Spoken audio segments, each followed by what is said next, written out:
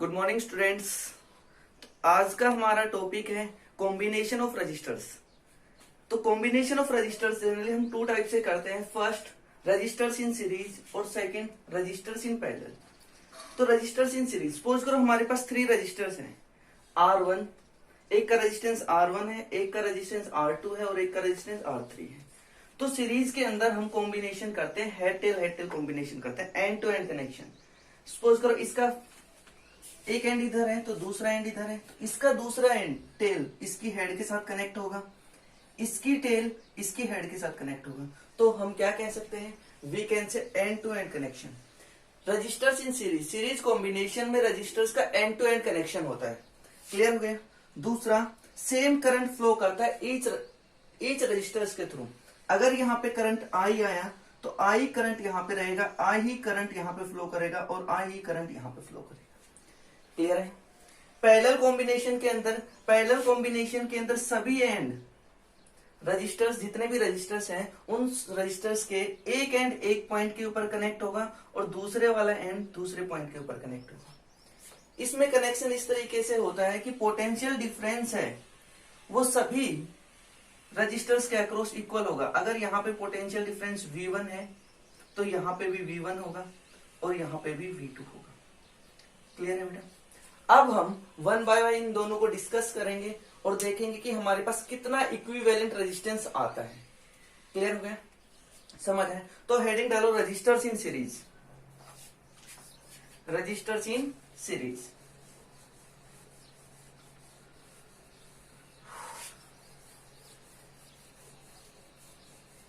अब हम series combination में इक्विवेलेंट रेजिस्टेंस फाइंड आउट करने का फॉर्मूला निकालते हैं। तो हेडिंग डालते हैं रजिस्टर्स इन सीरीज,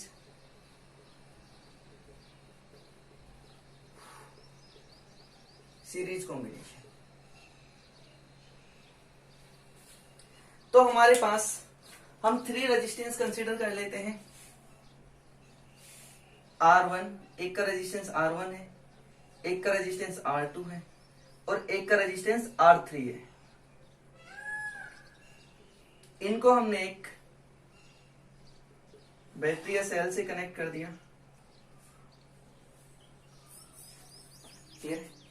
की को क्लोज किया। तो यहां से सपोज करो इसका पोटेंशियल V है, इस सोर्स का पोटेंशियल क्या है, V है, ईएमएफ क्या है, V है।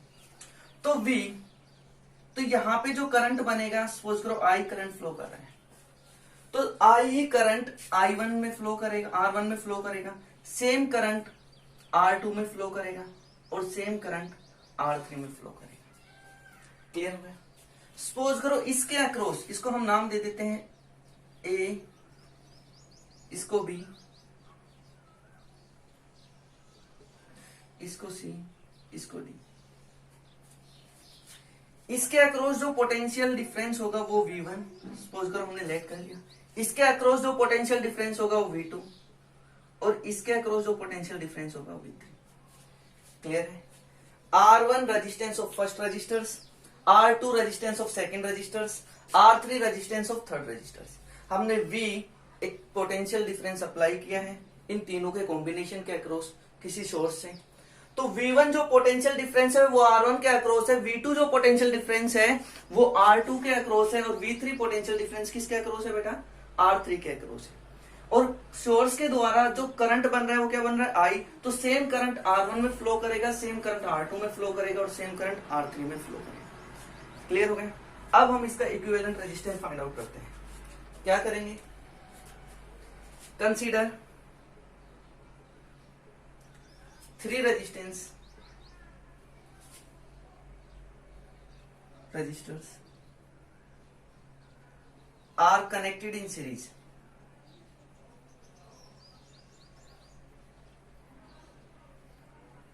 As shown in figure.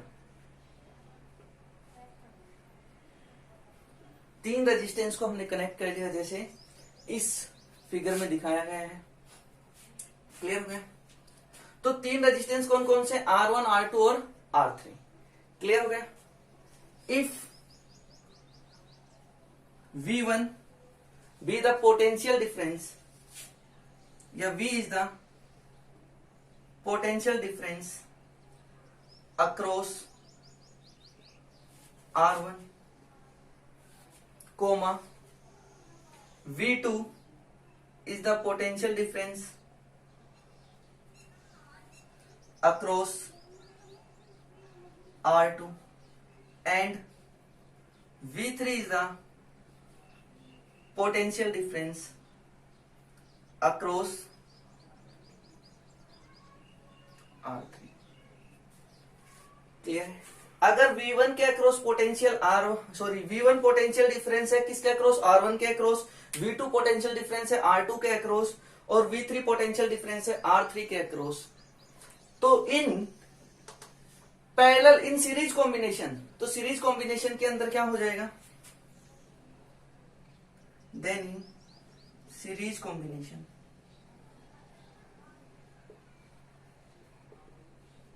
जितना पोटेंशियल डिफरेंस हमने यहां पे अप्लाई किया है वो किसके इक्वल होगा, इन तीनों के अक्रॉस जितना पोटेंशियल है उन सभी का सम होगा।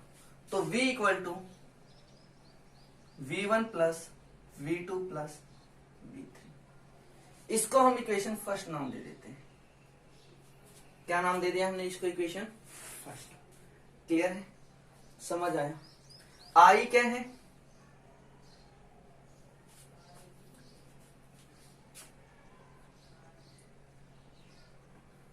क्या लिखेंगे हम,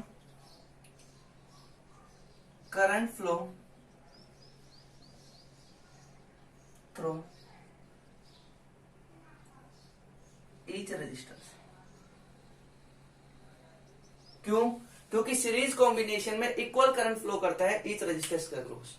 क्लियर है, यहां तक समझ आया? तो हमारे पास पोटेंशियल क्या है, V equal to V1 plus V2 plus इन तीनों के अक्रॉस जितना पोटेंशियल है उनका क्या हो जाएगा, सम, और वो किसके इक्वल आएगा, जितना पोटेंशियल हमने अप्लाई किया है। और करंट क्या होगा, इक्वल करंट फ्लो करेगा। क्लियर है, यहां तक समझ आया? आगे करते हैं।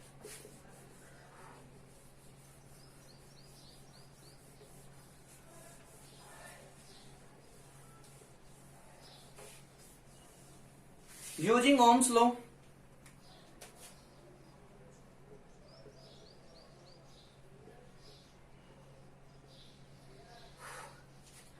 ओम्स लॉ का यूज करें तो हमारे पास V1 किसके इक्वल हो जाएगा बेटा, यहां पे करंट कितना है I, V equal to IR होता है, और रेजिस्टेंस कितना है हमारे पास R1। V2 किसके इक्वल हो जाएगा, करंट I और रेजिस्टेंस R2। V3 कितना हो जाएगा हमारे पास, करंट I और रेजिस्टेंस R3। अब हम इन सभी वैल्यू को, इसको अगर हम इक्वेशन 2 नाम दे दें पूरे को, और इन वैल्यू को इक्वेशन फर्स्ट में पुट कर देता हूं, फ्रॉम या put these value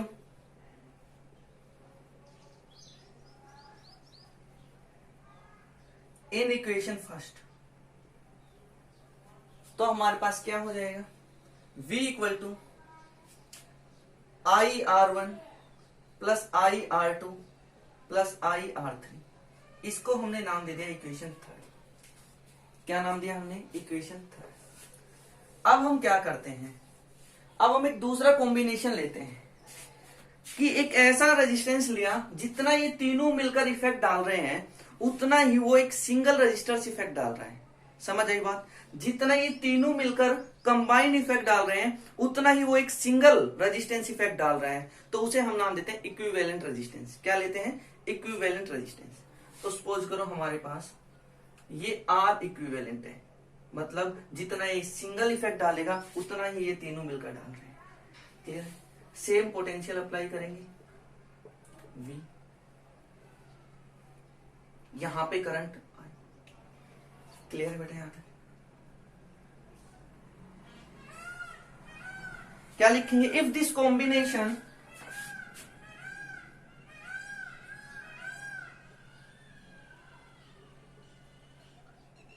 is replaced by, if this combination is replaced by, अगर हम इस कॉम्बिनेशन को रिप्लेस कर दें इक्विवेलेंट रेजिस्टेंस,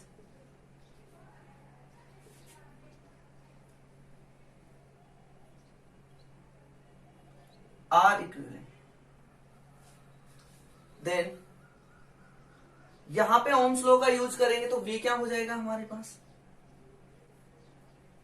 करंट कितना है सर्किट के अंदर I, और रेजिस्टेंस कितना है R, इसको 4 नाम देंगे। अब हम 4 को इक्वेशन थर्ड में पुट कर दे तो हमारे पास क्या आ जाएगा,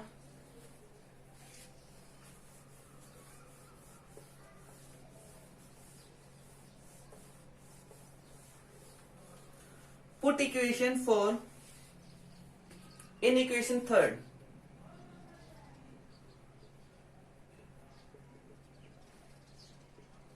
इक्वेशन 4 को इक्वेशन थर्ड में पुट कर देते हैं तो हमारे पास क्या होगा, आई आर इक्विवेलेंट किसके इक्वल हो जाएगा बेटा जी,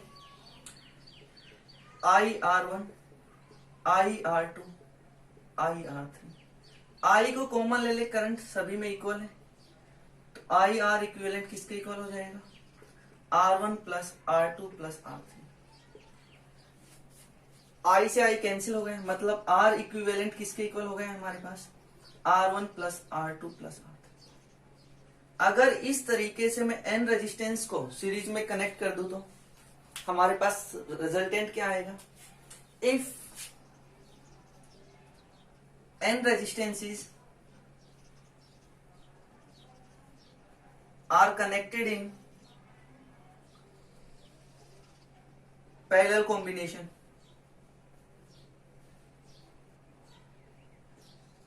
अगर एन रेजिस्टेंस को हम पैरेलल कॉम्बिनेशन के अंदर कनेक्ट कर देते हैं तो इक्विवेलेंट रेजिस्टेंस किसके इक्वल हो जाएगा बेटा जी,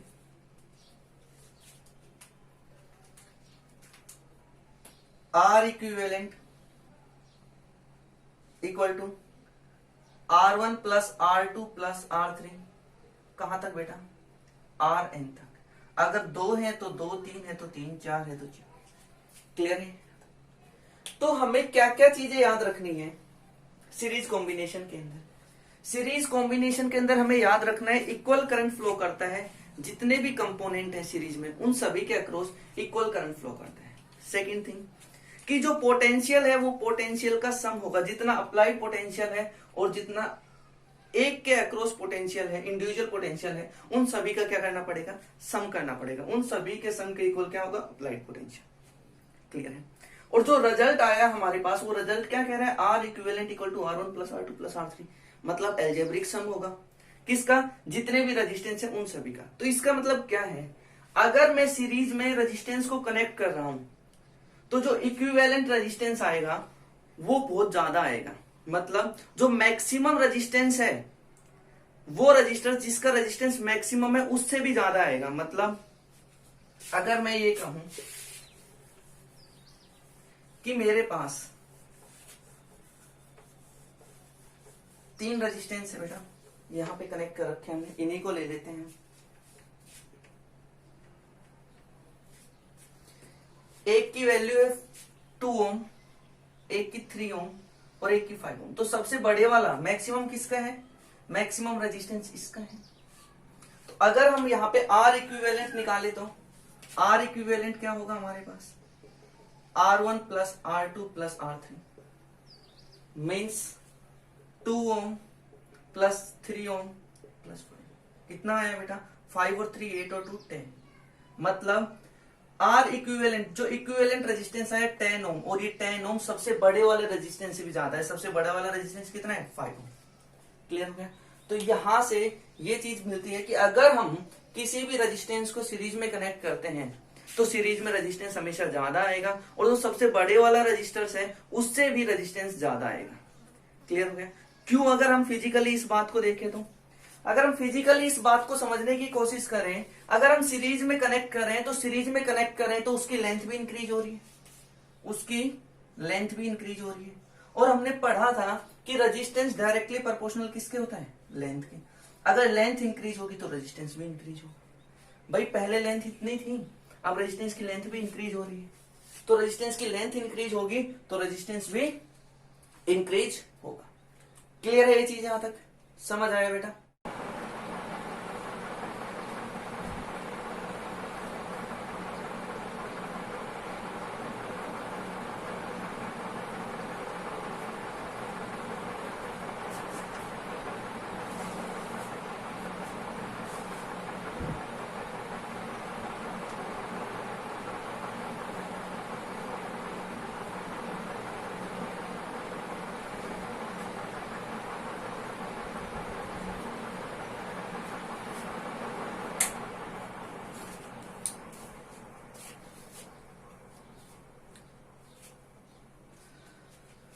अब हम बेटा फर्दर डिस्कस करते हैं दूसरे टाइप के कॉम्बिनेशन के बारे में। और दूसरी टाइप का कॉम्बिनेशन क्या है हमारे पास? Parallel combination. क्या है हमारे पास?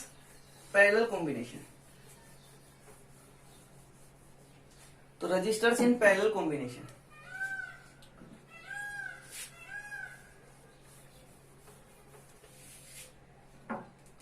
तो हेडिंग डालते हैं रजिस्टर्स इन पैरेलल कॉम्बिनेशन।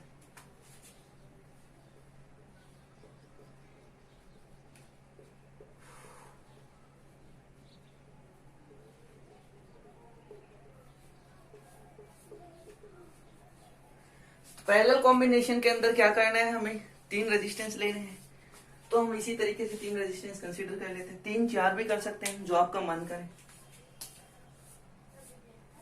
एक रेजिस्टेंस,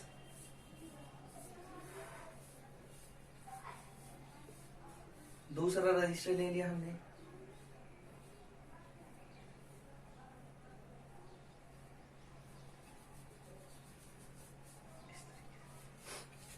क्लियर है? तो इसका रेजिस्टेंस R1 है, इसका रेजिस्टेंस R2 है, इसका रेजिस्टेंस R3। हमने इन्हें एक शॉर्ट से कनेक्ट कर दिया, जिसका पोटेंशियल क्या है? V है।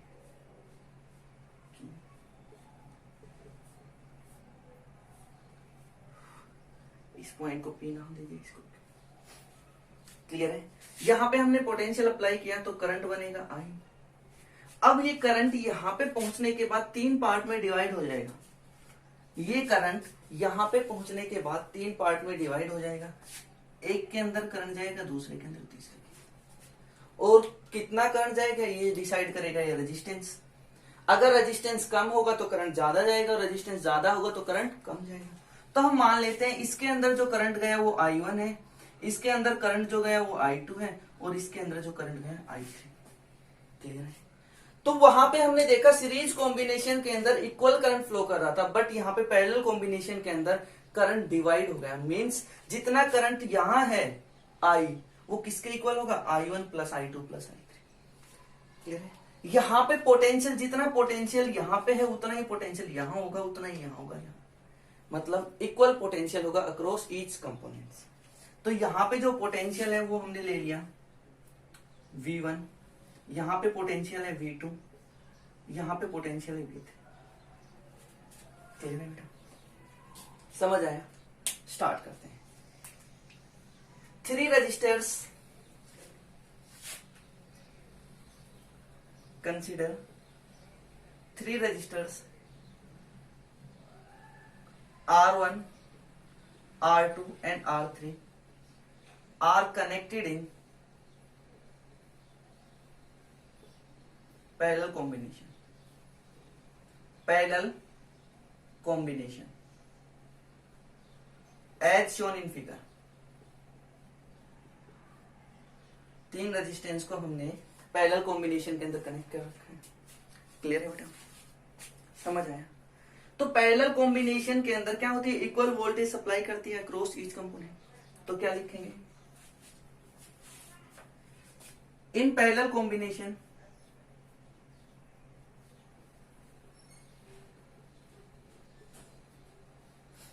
equal potential difference across each components।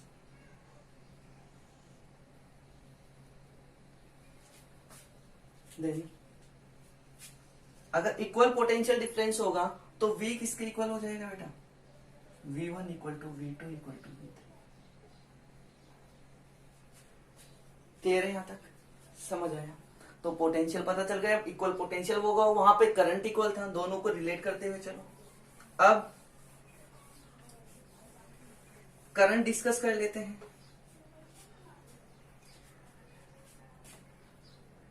I1 क्या है? I1 current flow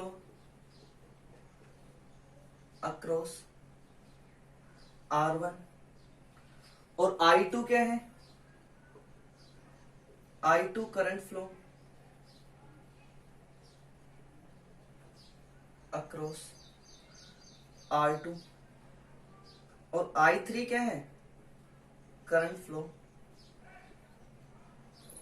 across,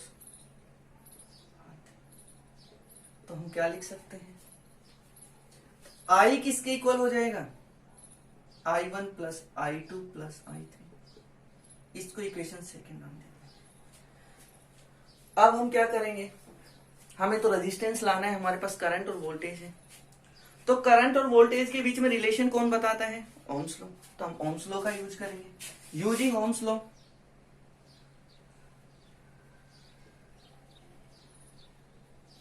Ohm's law का यूज करें और इस इक्वेशन में हम करंट को रिप्लेस करेंगे, याद रखना किसको रिप्लेस करेंगे, करंट को। तो V इक्वल टू क्या होता है बेटा, अगर मैं इसके अक्रॉस निकाल तो V1 क्या हो जाएगा, I1 R1, और अगर मेरे को I1 निकालना है तो I1 क्या हो जाएगा, V1 by R1। Similarly I2 क्या हो जाएगा, V2 बाई R2, और I3 क्या हो जाएगा, V3 बाई R3। अब हम क्या करेंगे, इन सभी वैल्यू को उठाएंगे और पुट कर देंगे इक्वेशन सेकंड के अंदर, इसको चाहो तो थर्ड नाम दे दो। क्या हो जाएगा हमारे पास, पुट इक्वेशन या पुट दीज वैल्यू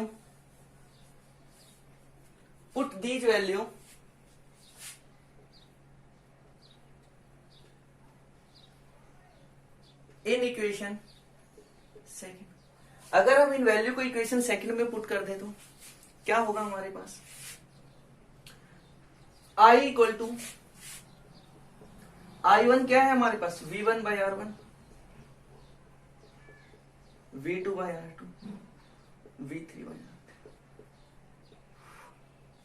जैसा हमने लास्ट आर्टिकल में किया था सीरीज कॉम्बिनेशन के अंदर, हम इस कॉम्बिनेशन को रिप्लेस कर लेते हैं किससे, एक इक्विवेलेंट रेजिस्टेंस से।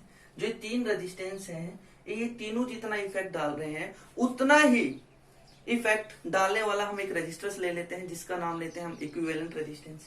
तो अगर हम इस कॉम्बिनेशन को एक इक्विवेलेंट रेजिस्टेंस से रिप्लेस करें तो ये हमारे पास R इक्विवेलेंट, कितना पोटेंशियल अप्लाई किया था हमने,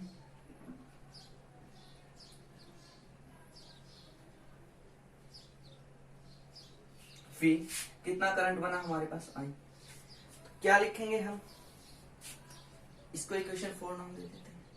if this combination is replaced by, if this combination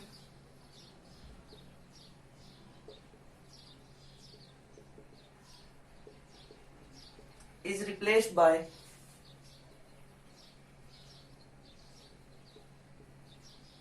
अगर हम इस कॉम्बिनेशन को रिप्लेस कर दें इक्विवेलेंट एंड इक्विवेलेंट रजिस्टर्स, अगर हम इस कॉम्बिनेशन को रिप्लेस कर दे इक्विवेलेंट रेजिस्टेंस से, देन हमारे पास V किसके इक्वल हो जाएगा बेटा, I R इक्विवेलेंट, और I किसके इक्वल हो जाएगा, V बाई R इक्विवेलेंट। इसको इक्वेशन 5। अब हम इस वैल्यू को उठाएं और I की वैल्यू में पुट कर देता हूं। पुट इक्वेशन 5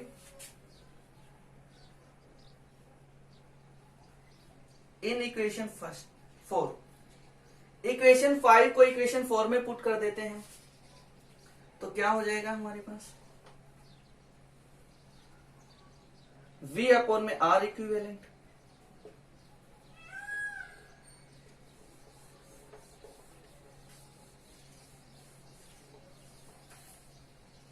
अब V1 V2 V3 मैंने बताया है पैरेलल कॉम्बिनेशन के अंदर क्या होती है, इक्वल वोल्टेज होती है, तो तीनों इक्वल है, हमने उसको इक्वेशन फर्स्ट भी नाम दे रखा है। तो V R इक्विवेलेंट किसके इक्वल हो जाएगा, डायरेक्ट V कॉमन ले लें हम, बेटा V1 को V लिख सकता हूं, V2 को V लिख सकता हूं, V3 को V लिख सकता हूं। तो हमने क्या किया, V को कॉमन ले लिया, ज्यादा करो तो लिख देना फ्रॉम इक्वेशन फर्स्ट, तो V से V कैंसिल हो गया। 1 बाय R इक्विवेलेंट किसके इक्वल आया, 1 by R1 plus 1 by R2 plus 1 by R3। अगर इस तरीके से हम n रेजिस्टेंस को कनेक्ट करें तो if n resistances are connected in parallel combination,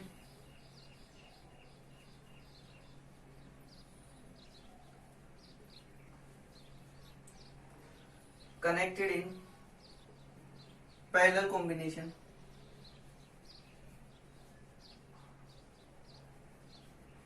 अगर n रजिस्टर्स को करेंगे तो R इक्विवेलेंट क्या हो जाएगा बेटा, R1 plus R2 plus R3, कहां तक बेटा, Rn तक। एक सॉरी बेटा, अगर हम n रजिस्टेंसेस को कनेक्ट करें पैरेलल कॉम्बिनेशन के अंदर तो हमारे पास क्या रिजल्ट आएगा, यहां पे लिख देता हूं मैं, 1 बाय R इक्विवेलेंट किसके इक्वल होगा, 1 by R1, 1 by R2, 1 by R3, कहां तक बेटा, 1 बाय R। ठीक है, यहां पे रेसिप्रोकल करके सम होगा, वहां पे डायरेक्ट सम होता है। क्लियर है यहां तक। अब हम डिस्कस कर लेते हैं इस चीज को थोड़ा सा। अगर हमारे पास तीन रेजिस्टेंस, जितने भी रेजिस्टेंस कनेक्टेड है पैरेलल कॉम्बिनेशन के अंदर, तो जो इक्विवेलेंट रेजिस्टेंस आएगा वो सबसे छोटे वाले रजिस्टर से भी कम आएगा। मतलब अगर मैं ये कहूं R1 मेरे पास 246 ले लेते हैं, जो भी आपका मन करे वो वैल्यू ले लो।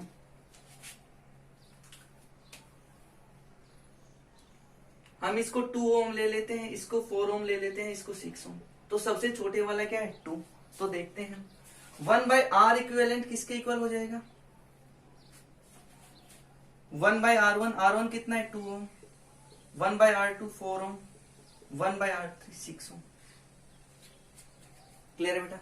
तो 1 बाय R इक्विवेलेंट किसके इक्वल हो जाएगा, 2 4 6, एलसीएम कितना होगा इनका, 12,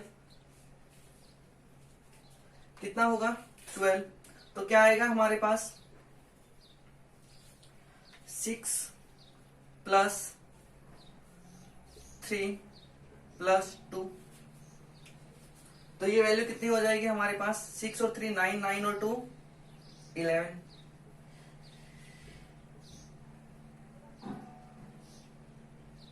अगर हम R इक्विवेलेंट निकाले तो 12 बाई 11, रेसिप्रोकल करना पड़ेगा बेटा इक्विवेलेंट निकालने के लिए, समझ आया। तो 12 बाई 11 अगर हम इसको डिवाइड करें तो 1 पॉइंट समथिंग आएगा, मतलब 1.1 ओम। सबसे छोटे वाला कितना था, 2 ओम। तो ये सबसे छोटे वाले रेजिस्टेंस से भी सबसे कम रेजिस्टेंस है। अगर हम इस चीज को फिजिकली देखें तो क्या कहता है, अगर थिकनेस ज्यादा हो जाती है तो रेजिस्टेंस कम हो जाता है, अगर थिकनेस ज्यादा होगी तो रेजिस्टेंस कम होगा। यही पढ़ा था हमने, R इनवर्सली प्रोपोर्शनल है किसके, एरिया ऑफ क्रॉस सेक्शन के। तो जैसे हम पैरेलल कॉम्बिनेशन में करते हैं तो उसकी थिकनेस ज्यादा हो जाती है, और थिकनेस ज्यादा होगी तो रेजिस्टेंस क्या हो जाएगा, कम हो जाएगा। इसलिए हमेशा पैरेलल कॉम्बिनेशन के अंदर रेजिस्टेंस क्या आएगा, कम आएगा। और याद रखना बेटा, इक्विवेलेंट निकालने के बाद 1 बाय R इक्विवेलेंट इक्वल आएगा, और उसको आपको रेसिप्रोकल करना पड़ेगा, तब R इक्विवेलेंट आएगा। बहुत बार यहाँ पे गलती होती है बच्चों में। क्लियर है बेटा, यहाँ तक समझ आया। तो एक बार ब्रीफ डिस्कशन ले लेते हैं कि पैरेलल कॉम्बिनेशन और सीरीज कॉम्बिनेशन में क्या क्या चीजें आपको मेन याद रखनी है, न्यूमेरिकल पॉइंट ऑफ व्यू से और वैसे भी।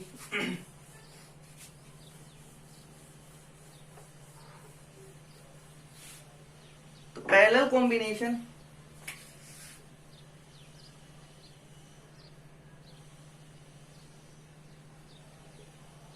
सीरीज कॉम्बिनेशन,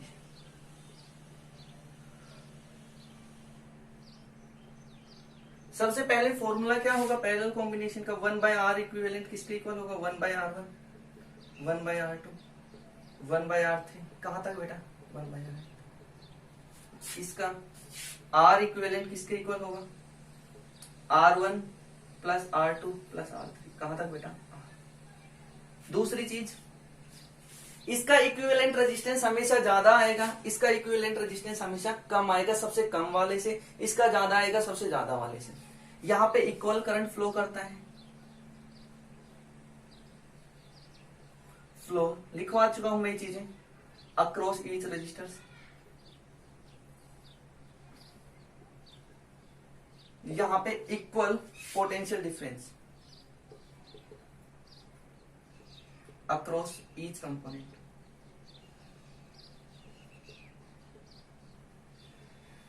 क्लियर है, समझ आया।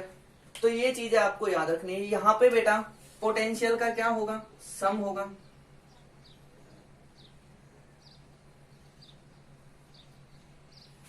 यहाँ पे करंट का सम होगा, जितना करंट स्टार्टिंग में सर्किट के अंदर बन रहा है वो किसके इक्वल होगा, उन सभी कंपोनेंट के अक्रॉस करंट के, और जितनी वोल्टेज अप्लाई की है किसके इक्वल होगी, जितने भी इंडिविजुअल के अक्रॉस जितना पोटेंशियल डिफरेंस है उन सभी का सम करेंगे तो उसके इक्वल आएगी। क्लियर है बेटा यहाँ तक। तो आपका ये टॉपिक कंप्लीट है, कॉम्बिनेशन ऑफ रजिस्टर्स।